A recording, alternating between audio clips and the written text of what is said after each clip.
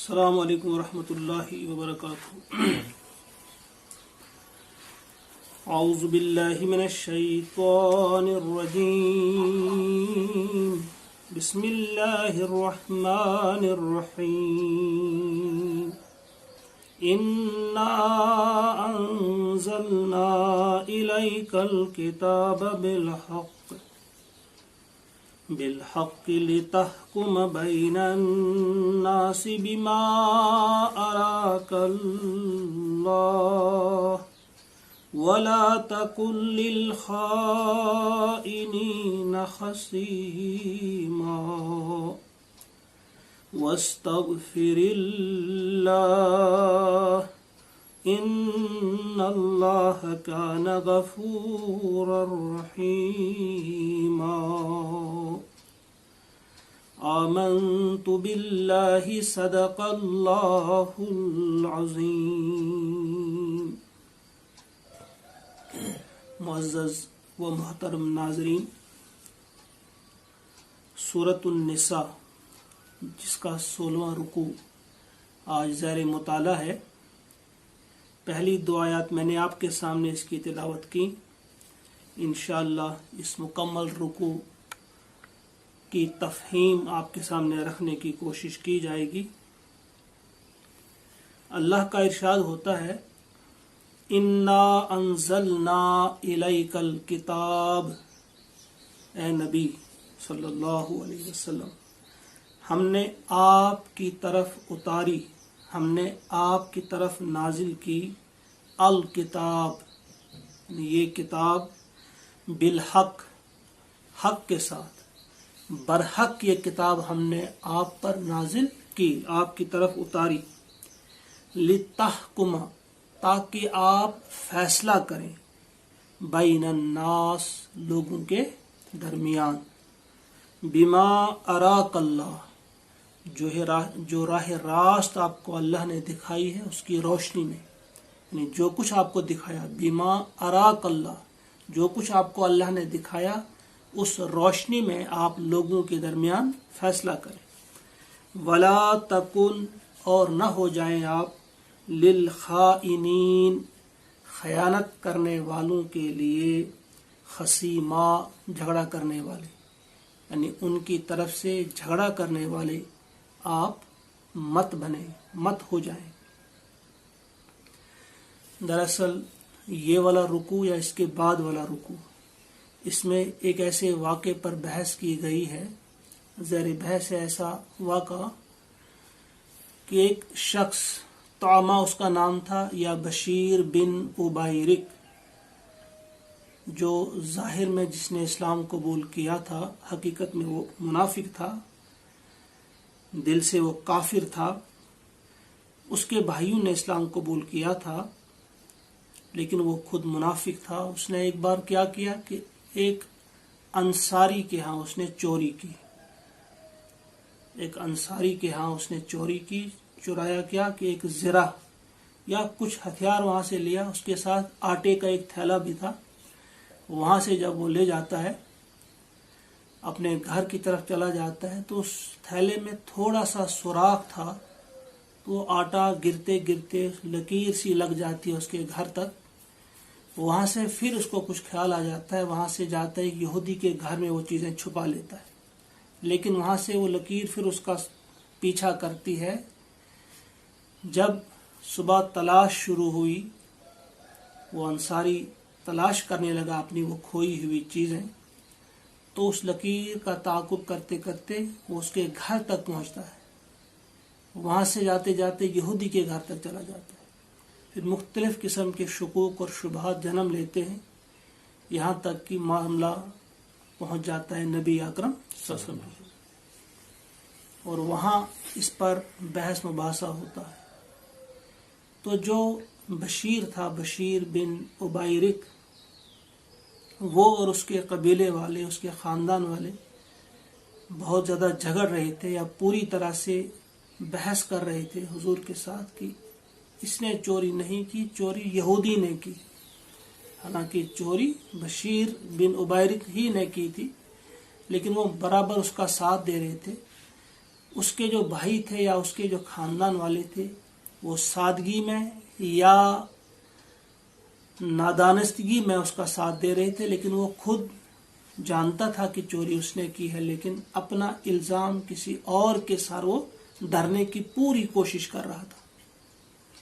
اسی پر یہ بحث ہو رہی ہے، اسی پر یہ جو آیات نازل ہوئی کہ ان کی بحث سے متاثر ہو کر، ان کی باتوں سے متاثر ہو کر قریب تھا کہ حضور شاید انہی کے حق میں فیصلہ فرما دیتے، تو اللہ تعالیٰ نے یہ آیات نازل فرمائی اور ارشاد ہوا اللہ کے نبی سے کہ اے نبی صلی اللہ علیہ وسلم، ہم نے آپ کی طرف اس کتاب کو نازل کیا ہے حق کے ساتھ، گویا اس میں مکمل طور یہ چیزیں دی ہیں کہ آپ کس کے حق میں فیصلہ کریں گے، عدل کیا ہے، انصاف کسے کہیں گے، اور اس کے علاوہ یہ بات بھی اس میں بتائی گئی لِتَحْكُمَ بَيْنَ النَّاسِ بِمَا أَرَاكَ اللَّهُ، اس روشنی میں جو اللہ نے آپ کو دکھایا ہے اس کی روشنی میں آپ فیصلہ کریں گے۔ کچھ لوگوں کو یہاں ماننا ہے کہ حضور علیہ الصلوۃ والسلام پر یہ جو وحی مطلوع ہے جس کی ہم تلاوت کرتے ہیں، یعنی جو قرآن کی صورت میں، اس کے علاوہ بھی آپ پر اللہ تعالیٰ کی طرف سے پیغامات آتے رہتے تھے، وحی غیر مطلوع جس کی تلاوت آج نہیں ہوتی ہے لیکن کچھ پیغام آپ پر آتے رہتے تھے۔ تو یہاں جو فرمایا گیا ہے، یا اس اعتبار سے بھی ہم دیکھیں یا ایسے بھی ہم کہہ سکتے ہیں کہ اللہ کی کتاب نے آپ پر مکمل یہ سب چیزیں کھول دی ہیں۔ اس کے علاوہ جو کچھ اللہ نے آپ کو دکھایا، کچھ مفسرین نے اس سے مراد لی ہے کہ جو اللہ تعالیٰ نے حضور کو خصوصاً ایک خاص قسم کی وہ جو سوچ دے رکھی تھی، اور چھٹی حس جو ہوتی ہے کہ پورے معاملے کی تحقیقات کرنے کے بعد اللہ تعالیٰ نے خاص طور پہ انہیں خاص قسم کی عقل عطا کی تھی، بہت زیادہ ذہین تھے آپ، چھٹی حس آپ کی تھی، وہ آپ پڑھ لیتے تھے، آپ جان لیتے تھے۔ تو یہ جو بما اراک اللہ ہے، اسی کی طرف اشارہ ہے، جو آپ کو بڑا زیادہ بہت زیادہ سوچ یا ذہن عطا کیا تھا اللہ تبارک و تعالیٰ نے۔ اسی بنا پہ ایک بار حضرت عمر رضی اللہ تعالی عنہ سے کسی نے کہا کہ آپ یہ فیصلہ کریں، فحکم بما اراک اللہ، آپ یہ فیصلہ کریں بما اراک اللہ، تو آپ بگڑ گئے، آپ بہت ناراض ہوئے اس سے اور اسے ڈانٹا، کہا یہ حضور کی خصوصیت تھی۔ ان کے بارے میں آپ کہہ سکتے ہیں بما اراک اللہ، یعنی جو چیز اللہ نے آپ کو دکھا دی، یعنی اس کے علاوہ جو آپ سوچتے ہیں، جو آپ جو ہیں یہ گواہ ہیں، ان کی روشنی میں جو آپ فیصلہ کرتے ہیں، اس کے علاوہ حضور کو کچھ اور چیز بھی دکھایا کرتے تھے اللہ تبارک و تعالیٰ۔ یہ صرف خاص ان کے لیے، میرے لیے یہ بات نہیں ہے۔ تو یہاں یہ بات کہی گئی ہے حضور سے کہ اس بنا پہ آپ صحیح درست فیصلہ کریں۔ تو اس میں آپ یہ محسوس کریں گے کہ یہ کسی قسم کا عتاب ہے، عتاب نہیں ہے۔ یہ حضور علیہ الصلوۃ والسلام تو فیصلہ کریں گے شہادت ہی کی بنیاد پہ۔ اللہ تعالیٰ کی طرف سے جب چاہتے تھے اللہ تعالیٰ تو آپ کو مطلع کرتے تھے کسی غیب پر یا کسی ایسی خبر پر جن کے بارے میں عام لوگ نہ جانتے ہوں یا حضور کو بھی نہ معلوم ہو۔ تو اکثر ایسا نہیں ہوتا تھا کہ ہمیشہ آپ کو اسی سلسلے میں حضور علیہ الصلوۃ والسلام کی وہ بات بھی آپ کو یاد رکھنی ہوگی جب آپ نے ایک بار فرمایا تھا کہ میں تو فیصلہ کروں گا آپ کے حق میں گواہوں کی موجودگی میں، گواہوں پر اعتبار کر کے، لیکن یاد رکھو اگر کوئی شخص اپنی چرب زبانی سے مجھے متاثر کر کے، فرض کرو چھوڑا سا زمین کا کوئی قطع عرضی ہے، زمین کا کوئی ٹکڑا ہے، وہ لے جاتا ہے، میں اس کے حق میں فیصلہ کر دیتا ہوں، تو اسے سمجھنا چاہیے وہ زمین کا ٹکڑا نہیں بلکہ وہ جہنم کا ٹکڑا لے کر جائے گا۔ گویا حضور بھی جو شہادت دینے والے ہوا کرتے ہیں، گواہ جو ہوتے ہیں، انہی کے اعتبار سے فیصلہ فرماتے تھے۔ تو یہاں بھی آپ فیصلہ فرمانے ہی والے تھے، اللہ تعالیٰ نے فوراً اطلاع بھیجی کہ یہاں حق پر کون ہے، عدل والا فیصلہ کسے کہیں گے۔ اس میں عتاب ان لوگوں کی طرف ہے یا اس منافق کی طرف یا اس کا ساتھ دینے والوں کی طرف کہ فیصلہ صحیح کیا ہے۔ اور حضور سے اگر کہا جا رہا ہے وَلَا تَكُنْ لِلْخَائِنِينَ خَصِيمًا، کہ آپ مت ہو جائیں لِلْخَائِنِينَ، خیانت کرنے والوں کی طرف سے۔ اگر علی الخائنین ہوتا تو خائنین کے خلاف اس کا مطلب ہوتا، یہ للخائنین ہے، یعنی خیانت کرنے والوں کی طرف سے لڑنے والے، جھگڑنے والے یا بحث کرنے والے آپ مت بنے، ان کا ساتھ دینے والے آپ مت بنے۔ خصیمہ جھگڑا کرنے کو کہتے ہیں، یہاں مراد ہے بحث کرنا، آپ ان کی طرف سے بحث مت کریں۔ تو پھر اس میں جو اصل میں بات سنانی ہے، ایک تو ان کا ساتھ دینے والے جو تھے بشیر بن مبارک کا ساتھ دینے والے، ایک تو ان کے لیے اس میں ہے، اور پھر قیامت تک کے لیے ہم سب لوگوں کے لیے اس میں ہے کہ ہم نے کس کا ساتھ دینا ہے، کس کا ساتھ نہیں دینا ہے۔ اس میں ایک دو چیزیں واضح ہو جاتی ہیں جن پر ہم نے دھیان دینا ہے کہ اکثر ایسا ہوتا ہے ہم اس چیز کو زیادہ برا محسوس نہیں کرتے کہ اپنے خاندان والوں کا ساتھ ہم دیتے ہیں، وہ صحیح ہوں یا غلط، یا اپنے قبیلے کا، یا اپنے گاؤں والوں کا، یا اپنے شہر والوں کا، یا اپنی قوم کا، یا اپنی جماعت والوں کا۔ یہ تمام قسم کی عصبیتیں جو ہیں یہ اللہ کو ناپسند ہیں، انہیں پسند نہیں کرتا اللہ تعالیٰ۔ اگر غلط آپ کے خاندان والا فرد کر رہا ہے تو آپ نے اس کے خلاف بات کرنی ہے، اس کے خلاف شہادت دینی ہے۔ اگر آپ کی جماعت کا کوئی فرد غلط کرتا ہے، اس کا مطلب یہ نہیں کہ آپ جماعتی عصبیت میں اس قدر مبتلا ہو جائیں کہ آپ اسے خامخواہ میں درست ثابت کرنے کی کوشش کریں۔ یہاں اس بات پر چوٹ لگ جاتی ہے، ہمیں دھیان دینا چاہیے اس بات کی طرف کہ ہمیں کبھی بھی اس قسم کی چیزوں میں اپنے آپ کو مبتلا کرنے کی کوشش نہیں کرنی چاہیے، ہم نے ہمیشہ حق کا ساتھ دینا ہے۔ دوسری بات یہاں ایک اور واضح ہو جاتی ہے اس آیت کریمہ سے کہ حضور علیہ الصلوۃ والسلام کے بارے میں جو آج بہت زیادہ جو جھگڑے ہو جاتے ہیں کہ آپ عالم الغیب تھے کہ نہیں تھے۔ کچھ لوگ کہتے ہیں آپ کو علم غیب تھا، اور کچھ کہتے تھے کہ نہیں تھا، اور اس پر زبردست قسم کی لڑائیاں ہوتی ہیں، جھگڑے ہوتے ہیں۔ حالانکہ یہ سادہ سی بات ہے اور وہ سب لوگ مانتے ہیں، جو علم غیب کے قائل بھی ہیں کہ حضور کے پاس علم غیب تھا، وہ بھی جانتے ہیں کہ بس اتنا غیب کا علم تھا جتنا اللہ انہیں عطا کرتا تھا۔ لیکن ہمیں اس طرح سے الجھایا گیا ان مسائل میں کہ ہم انہی میں پھنس کے رہ گئے۔ بھئی اللہ نے کچھ غیب کا علم حضور کو دیا تھا جتنی ضرورت تھی، اور وقتاً فوقتاً جب کسی چیز کی ضرورت پڑتی تو آگاہ فرماتے تھے آپ، کئی واقعات ایسے۔ لیکن کلی طور پر آپ کہیں گے کہ ہر مکمل غیب آپ کے پاس تھا، ایسا نہیں تھا۔ خود آپ نے فرمایا قیامت کے بارے میں آپ کو علم نہیں کہ کب آئے گی۔ آپ نے فرمایا سائل مسئول جو ہے سائل سے زیادہ جاننے والا نہیں ہے۔ تو اس قسم کی چیزیں، ان پہ لڑنا جھگڑنا، اس میں آپ ایک ہی بات یاد رکھیں، جو شخص اس چیز پہ لڑنے کی کوشش کرے، بحث میں مبتلا ہوا ہو اور آپ کو مبتلا کرنے کی کوشش کرے، تو جان لینا چاہیے کہ وہ کسی کے ہاتھوں میں کھیل رہا ہے، یا پھر اتنا احمق اور بے وقوف ہے کہ وہ ایک ایسے مسئلے میں اپنی قوت، اپنی طاقت صرف کر رہا ہے جو مطلوب اور مقصود نہیں ہے، لا یعنی کام میں اپنے آپ کو مصروف کر رہا ہے۔ تو یہ دو باتیں خاص طور سے اس آیت سے ہم نے سمجھنی ہے۔ اس کے بعد والی جو آیت ہے اس میں اللہ ارشاد فرماتے ہیں وَاسْتَغْفِرِ اللَّهِ، اللہ سے استغفار کرو، اللہ سے دعائے مغفرت کرو۔ یہاں خطاب اگر پھر حضور سے ہے، لیکن ان کے ذریعے سے بتایا جا رہا ہے خیانت کرنے والوں کا ساتھ دینے والے لوگوں سے کہ آپ اللہ سے معافی چاہو۔ آپ جو خیانت کرنے والے کا ساتھ دے رہے تھے، اس کی طرف سے لڑ رہے تھے، اور حضور کو بھی آمادہ کر رہے تھے آپ ایک غلط فیصلہ کرنے کے لیے، تو آپ اللہ سے دعائے مغفرت کر لو، معافی چاہو۔ ان اللہ کان غفور الرحیم، بے شک اللہ تبارک و تعالی بہت بہت بخشنے والا اور بہت بہت رحم فرمانے والا ہے۔ ولا تجادل عن الذین یختانون انفسهم، اور آپ مت لڑیے اے محمد صلی اللہ علیہ وسلم، آپ مت جھگڑیے، آپ مت لڑیے، آپ مت بحث کیجیے ان لوگوں کی طرف سے جنہوں نے خیانت کی ہے اپنی جانوں کے ساتھ۔ خیانت کرنے والوں کی طرف سے آپ مت لڑیے۔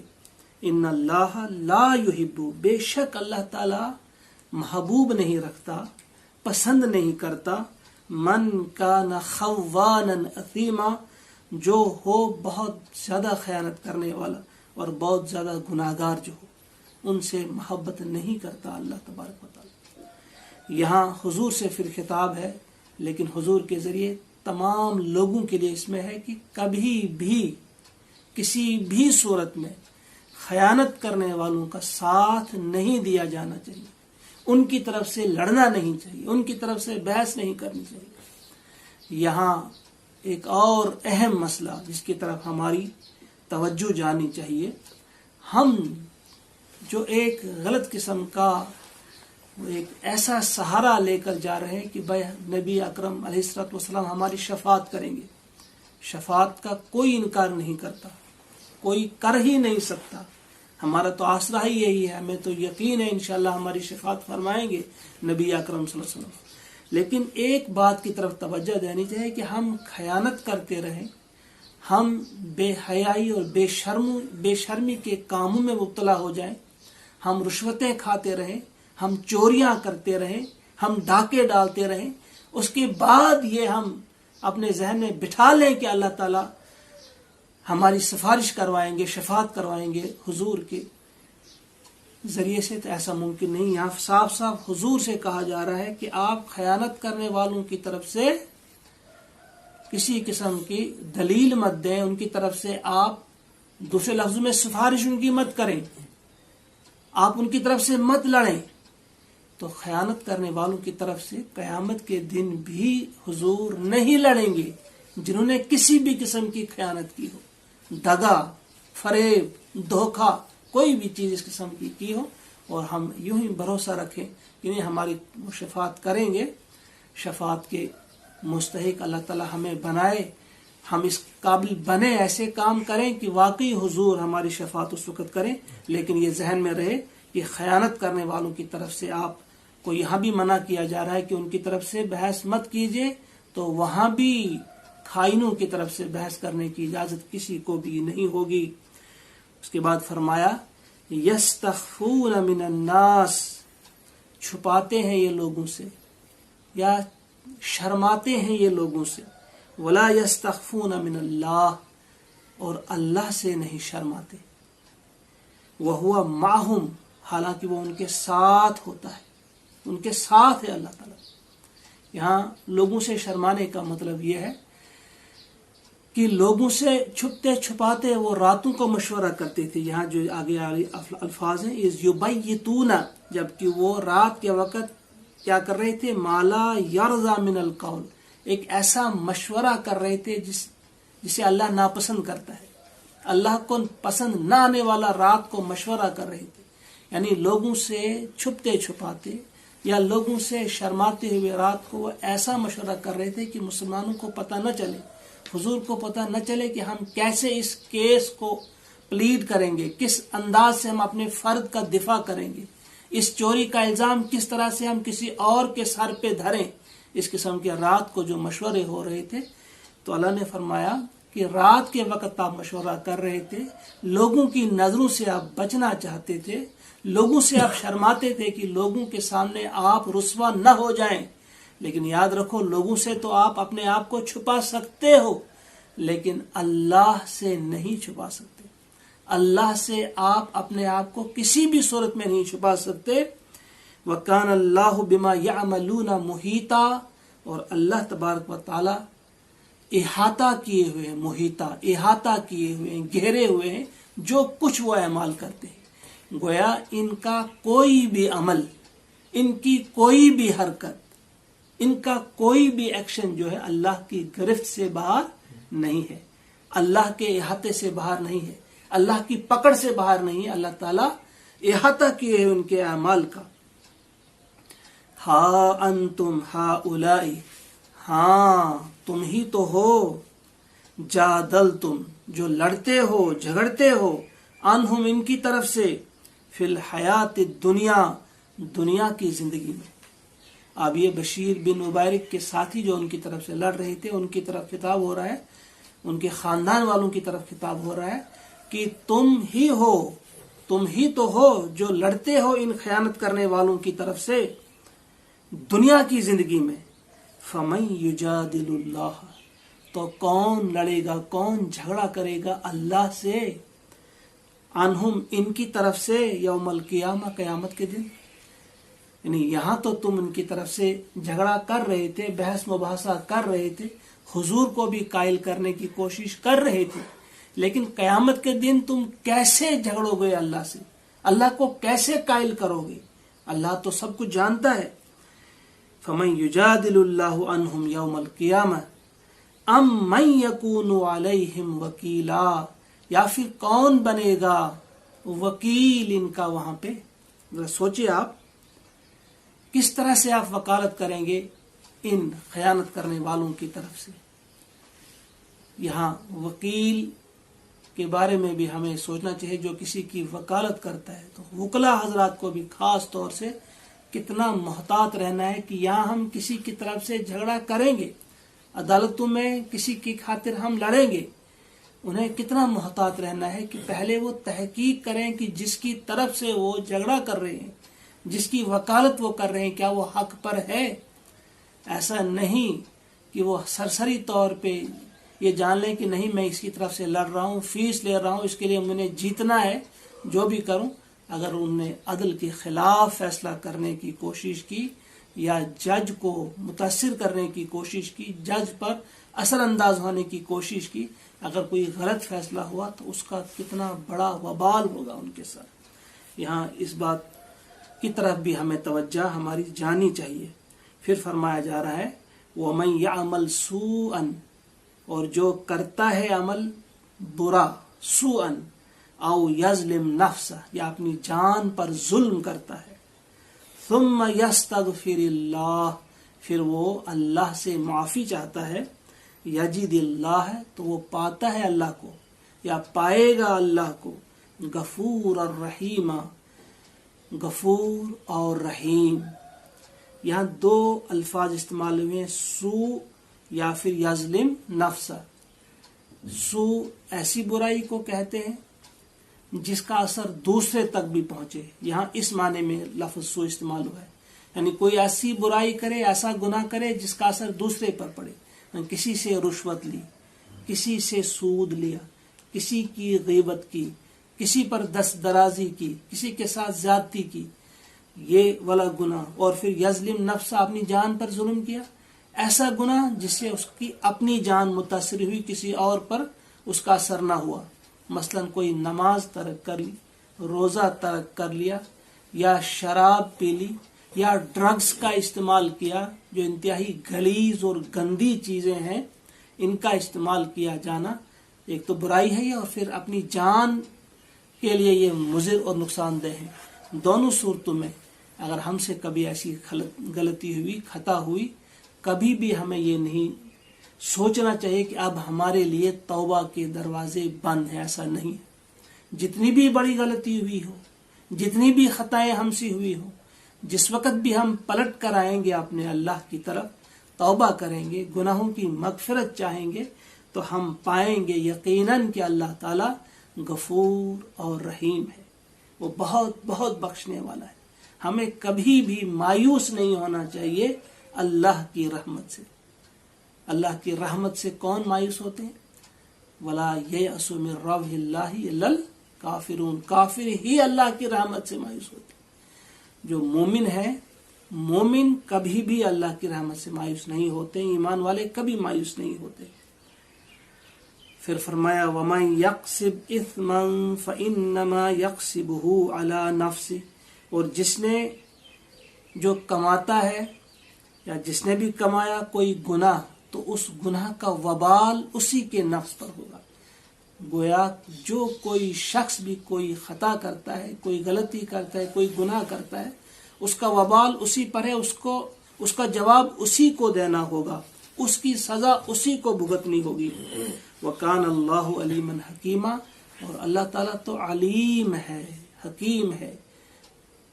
کل علم، مکمل علم اگر ہے تو اللہ ہی کے پاس ہے، اور پھر حکمت بھی اسی کے پاس ہے۔ اگر وہ کسی کو سزا فوری طور پر دے رہا ہے، اس میں بھی حکمت ہے، اگر کسی کو ڈھیل دے رہا ہے،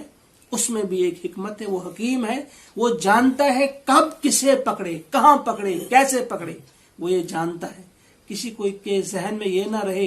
کہ میں خطاؤں پر خطائیں کرتا جا رہا ہوں لیکن پکڑ میری نہیں ہو رہی ہے،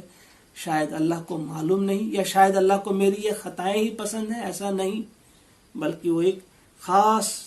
مدت تک ایک ڈھیل دیتا ہے. پھر فرمایا وَمَنْ يَكْسِبْ خَطِيئَةً، جو کمائے گا خطا او اثمن یا گناہ، یا چھوٹا گناہ یا بڑا گناہ، ثم یرمی بہ، اس کے بعد اس کا الزام دھرے گا وہ بریئن، کسی ایسے شخص پر جو معصوم ہو، جو بے گناہ ہو، جس نے وہ گناہ نہ کیا ہو، وہ غلطی نہ کی ہو، خطا خود کرے یا اثم گناہ، چھوٹا گناہ یا بڑا گناہ خود کرے، اس کا الزام کسی اور پر دھرے، تو یاد رکھو فقد احتمل، تو یقیناً اس نے اٹھایا بہتانن، ایک بہتان، و اثمن، اور گناہ، مبینہ، ایسا گناہ جو مبین ہے، واضح گناہ. جس نے بھی ایسا کیا کہ غلطی اسی کی طرف، پھر اشارہ اسی واقعے کی طرف کہ غلطی ایک نے کی اور اپنی غلطی کا الزام کسی اور پر دھرنے کی کوشش کی گئی، تو یہاں اب اسے عام کیا گیا ہے کہ صرف ان کے لیے نہیں بلکہ تا قیام قیامت جو بھی ایسا کرے گا، غلطی کرے گا، یہ تو ایک گناہ ہے، پھر غلطی کا الزام کسی اور پر دھرے گا، یہ اس سے بڑا گناہ ہے. خطا غلطی خود کی ہو اور پھر اس کا الزام کسی اور کے ساتھ تھوپ دے، تو ہمیں اس سلسلے میں محتاط رہنا چاہیے.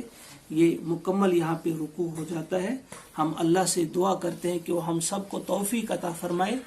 کہ ہم جان جائیں، ہم پہچان جائیں، ہم قرآن مقدس کو بار بار پڑھنے کے ساتھ ساتھ اپنے دلوں میں اس کو اتارنے کی کوشش کریں. یہ صرف رسمی طور ایسا نہیں ہونا چاہیے کہ ہم نے درس دیا یا درس سنا اور ہم نے ثواب حاصل کیا تو بس آئی گئی بات، نہیں. یہ اس لیے ہے کہ اس سے ہماری زندگیاں جو ہیں وہ سنور جائیں، ہماری زندگیوں میں انقلاب آ جائے، ایک تبدیلی آ جائے، ہمارے اخلاق میں، ہمارے رویے میں ایک تبدیلی آ جائے. اگر ہمارے رویے میں تبدیلی نہیں آتی ہے، قرآن سننے سے پہلے جیسے تھے اس کے بعد بھی ویسے ہی رہتے ہیں، تو اس کا کوئی فائدہ ہمیں پھر ملنے والا نہیں ہے. لہذا اس رکوع میں جو بڑی اہم بات کہی گئی ہے برابر ہمارے ذہن میں وہ رہے. اللہ سے دعا ہے کہ ہم سننے والے بھی بنیں، سنانے والے بھی بنیں، اور اللہ سے دعا ہے کہ ہم عمل کرنے والے بھی بنیں اور عمل پر ابھرنے والے بھی بنیں. ربنا تقبل منا انک انت السمیع العلیم. والسلام علیکم ورحمۃ اللہ وبرکاتہ.